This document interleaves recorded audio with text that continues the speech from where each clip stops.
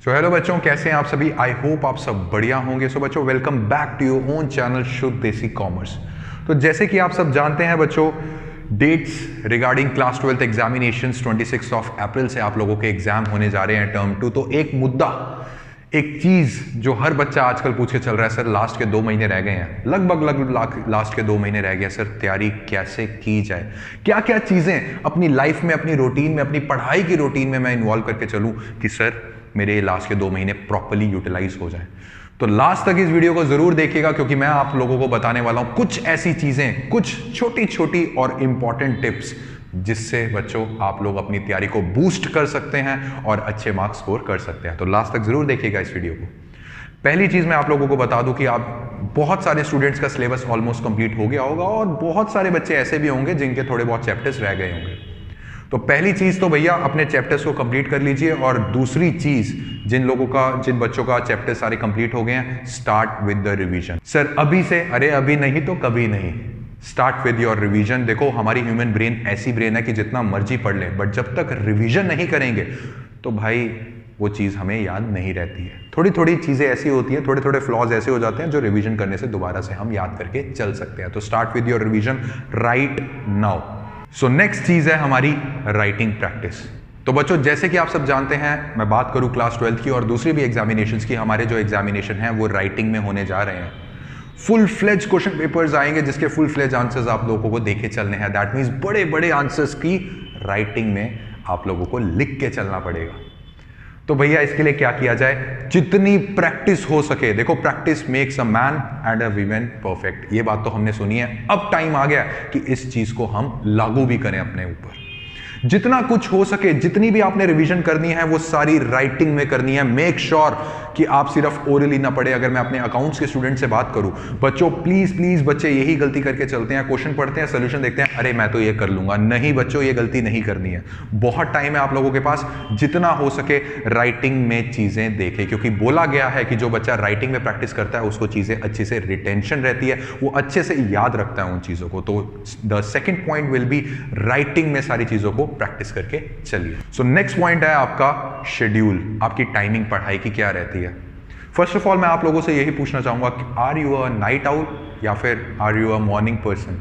क्या आप रात तक जागना पसंद करते हैं या फिर सुबह सुबह जल्दी उठना पसंद करते हैं? ये एक बच्चे टू बच्चे डिपेंड करता है। देखो, अगर आप रात तक जागना पसंद करते हैं तो मैं आप लोगों को ये बोलूंगा कि रात तक जितनी हो सके अपने टॉपिक ज्यादा से ज्यादा कवर करने की कोशिश करें।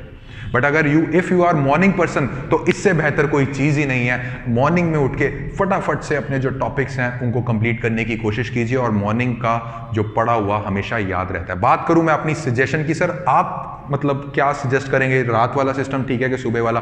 बच्चों, कहना तो ये है कि जो बच्चा सुबह जल्दी उठता है और रात को जल्दी सो जाता है वो अपनी पढ़ाई को अच्छे से मैनेज कर सकता है। बाकी फैसला आप लोगों का है। मैं ये नहीं कहूंगा कि भैया आप रात को जल्दी सोना शुरू कर दो, बट अगर आप लोगों की हैबिट रात को जल्दी सोने की नहीं है तो रात को जितना हो सके प्रोडक्टिव बनाइए अपनी टाइमिंग को। टाइम वेस्ट मत कीजिए। 100 बात की एक बात मैं एक ही चीज आप लोगों से बोलना चाहता हूं, टाइम वेस्ट नहीं करना है। These 2 months are left, make it productive बच्चों, ठीक है ना। नेक्स्ट पॉइंट है एनवायरमेंट से रिलेटेड। मेरा ऐसा मानना है और बहुत से रिसर्चर्स का भी मानना है कि जब आपका एग्जाम हो रहा होता है वो वाला एनवायरमेंट अगर आप अपने प्रैक्टिस टाइम में क्रिएट कर लो तो उससे बेहतर कोई चीज ही नहीं है। नहीं समझ में आया और अजीब भी लग रहा होगा। मैं बात कर रहा हूं आफ्टरनून टाइम में आप लोगों के एग्जामिनेशंस होते हैं जिसमें स्कूल में बैठ के, कॉलेज में बैठ के आप लोग एग्जाम्स लिखते हैं। क्यों ना वैसा इन्वायरमेंट हम अपने घर में क्रिएट करके उस इन्वायरमेंट में अडेप्ट करने की कोशिश करें। मेरा मतलब कहने का यह है बच्चों, आफ्टरनून में जब भी आप एक फुल फ्लेज क्वेश्चन पेपर की तैयारी करेंगे तो आफ्टरनून में वैसा सा थोड़ा स्टडी टेबल वाला एनवायरनमेंट बनाइए कि आप स्कूल में बैठ के या फिर कॉलेज में बैठ के एग्जाम दे रहे हैं उसी टाइम पे, जिस टाइम पे आप लोगों के एग्जाम शुरू होते हैं 1 बजे 2 बजे, और वैसा एनवायरनमेंट बनाइए और ट्राई कीजिए कि 10 से 15 मिनट पहले ही आप लोगों का एग्जाम कंडक्ट हो जाए। हमारी बॉडी जो चीज बार बार करती है हम उस एनवायरनमेंट में अडेप्ट हो जाते हैं। बच्चों, एनवायरनमेंट आपको नहीं पता होगा, बहुते बच्चों को पता भी होगा। एनवायरनमेंट अगर आपने अडेप्ट कर लिया, आपको इस चीज की हैबिट पड़ गई है एग्जाम में आफ्टरनून वाली, तो बच्चों इससे बेहतर कोई चीज ही नहीं है। जो बच्चे ये स्ट्रेटेजी फॉलो करना चाहते हैं वो बिल्कुल कर सकते हैं। मेरी पर्सनल स्ट्रेटेजी यही है कि जितनी भी आप प्रैक्टिस करेंगे क्वेश्चन पेपर्स की, वो आफ्टरनून टाइम या फिर जो भी आपका एग्जाम का टाइम रहेगा उसमें घर पे प्रैक्टिस करके चल सकते हैं आप लोग। बहुत हेल्प मिलेगा आप लोगों को। नेक्स्ट पॉइंट है मोस्ट इंपॉर्टेंट चीज जो कि मैं बोलने जा रहा हूं, जो स्टूडेंट को क्या, टीचर को क्या, इस संसार के, इस वर्ल्ड के हर इंसान को फॉलो करनी चाहिए।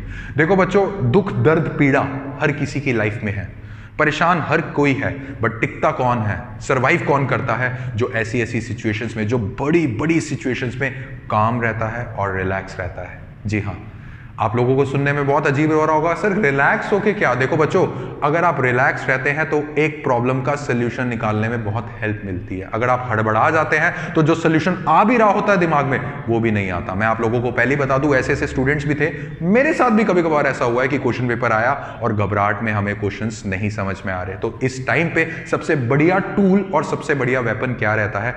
इस टाइम पे सबसे बढ़िया वेपन रहता है रिलैक्स रहना।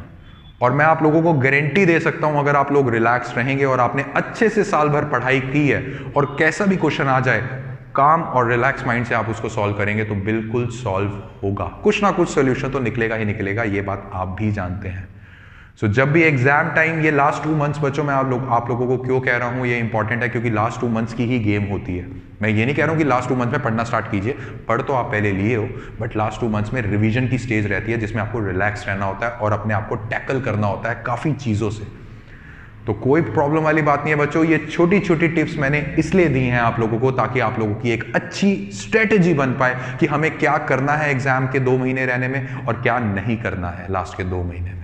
तो आशा करता हूं बच्चों आप लोगों की कुछ या फिर बहुत हेल्प इन टिप्स से होएगी। और कोई और भी प्रॉब्लम आप लोगों को आ रही है तो जरूर कमेंट सेक्शन में लिखिएगा, हम उसको भी एड्रेस करके चलेंगे। बात करें सर क्लास 12 के लेक्चर्स की, बच्चों सब कुछ बनाया हुआ है हमने। आपने प्लेलिस्ट में जाके क्लास 12, क्लास 11, कोई सी भी क्लास में जिसमें आप बिलोंग करते हैं, आपके लिए सारे लेक्चर्स अवेलेबल है हमारे लिए। और कोई भी डाउट है आप लोग कमेंट सेक्शन में कमेंट करके चल सकते हैं। तो ठीक है बच्चों, मिलते हैं अपने नेक्स्ट वीडियो में, तब तक के लिए हैप्पी लर्निंग, थैंक यू।